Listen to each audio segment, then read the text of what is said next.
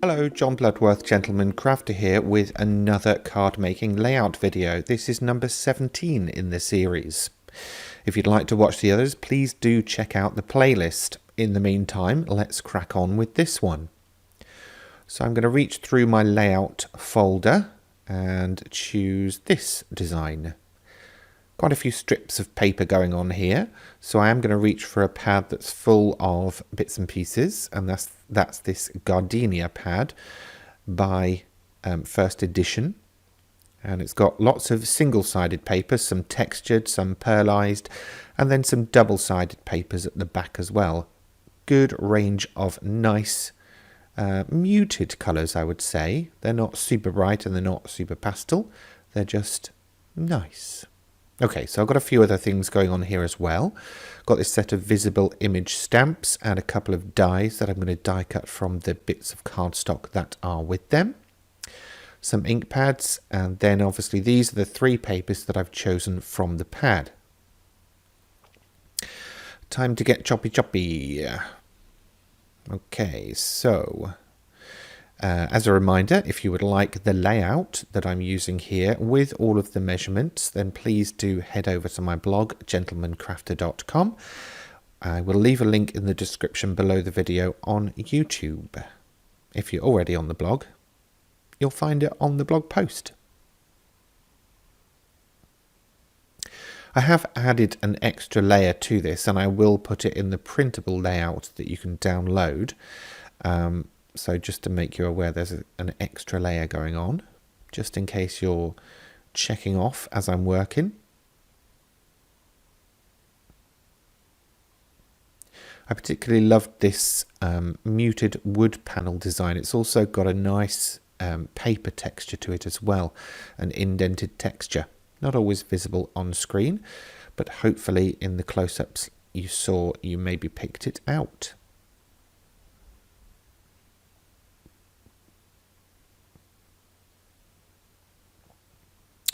Okay, the Pinflair Glue It bookbinding glue as ever. Just as a reminder, I use it because it gives me time to move things around, but also it doesn't warp the cards too much. It's not a water heavy glue, so it's great for card making. Nothing worse than sending a card and it ending up being a tube. Okay, so just using a blending brush here, just to add some vintage effect, a vignette. What do you call it? A vignette? Distressing? Aging? Antiquing? Many words. Basically, I'm doing all of that. Just a little bit of Versa Magic on the edges, and then followed by a darker green. And these are kind of mixing as I work. There's the super expensive blending sheet as well. Obviously that's just a leftover plastic packet from something. Can't remember what it was. But it's a way of saving chucking plastic in the bin. They are washable. And of course, if you wanted something more stable than I'm using, you could always stick a bit of cardboard inside and reseal it.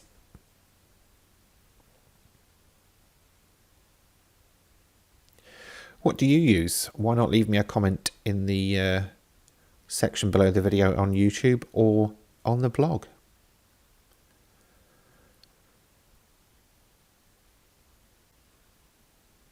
Bit more glue for this layer. This layer is the layer that you would have seen on the original layout.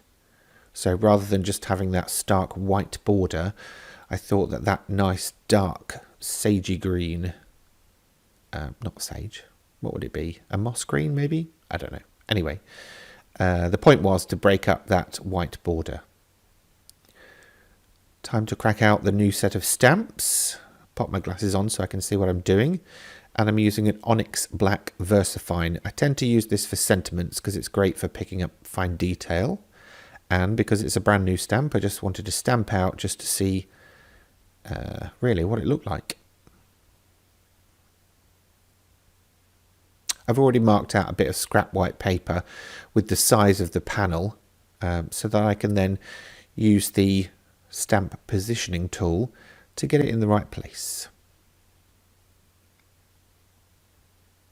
Oh yeah, don't forget to clean your stamps after you've used them. I don't always do this, but I thought I'd show it in this video. It's good practice, it saves your stamps, and really stops your fingers getting all grubby. Hopefully that had enough time to dry, as I was straight in with the chopper.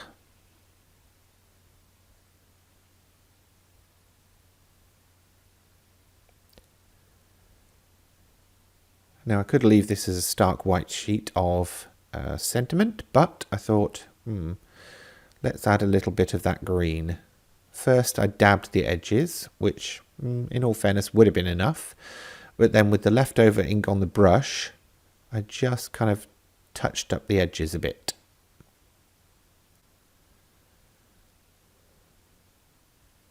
Okay, that looks all right. What do you think? Would you have shaded? Would you not have shaded?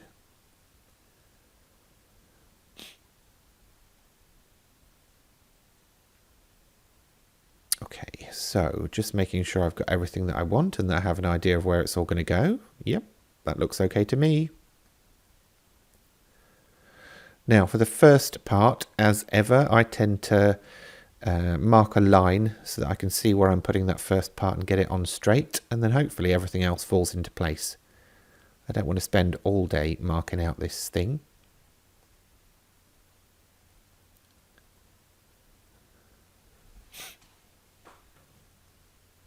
I wasn't sure if I was going to layer up any of these, use the same word twice, John. I wasn't sure if I was going to raise these layers up with foam pads, so I was just kind of checking things as I was working.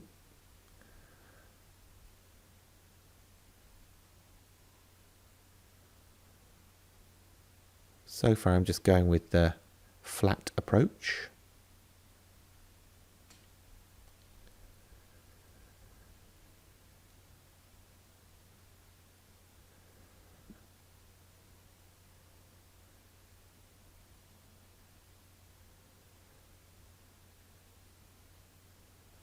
There we go. Now, I did choose to raise the sentiment up. Because I've got the colouring on the edges, it isolates it, and also it'll really bring that into focus with the embellishment that I'm going to put on in a minute. So again, just winging it with positioning, but because I put the glue on the foam pads, I was able to have just a tiny little bit of wiggle room. Next up, I'm just die cutting a bit of foliage from some green cardstock, and then this is a scrap, or well, it's quite a large piece, of cardstock that I've foiled with some heat activated foils, just a couple of different types, just to really sort of have something that little bit extra to go with the butterfly.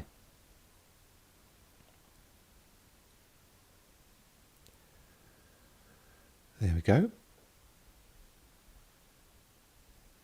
And then I've got my butterfly here, or rather here.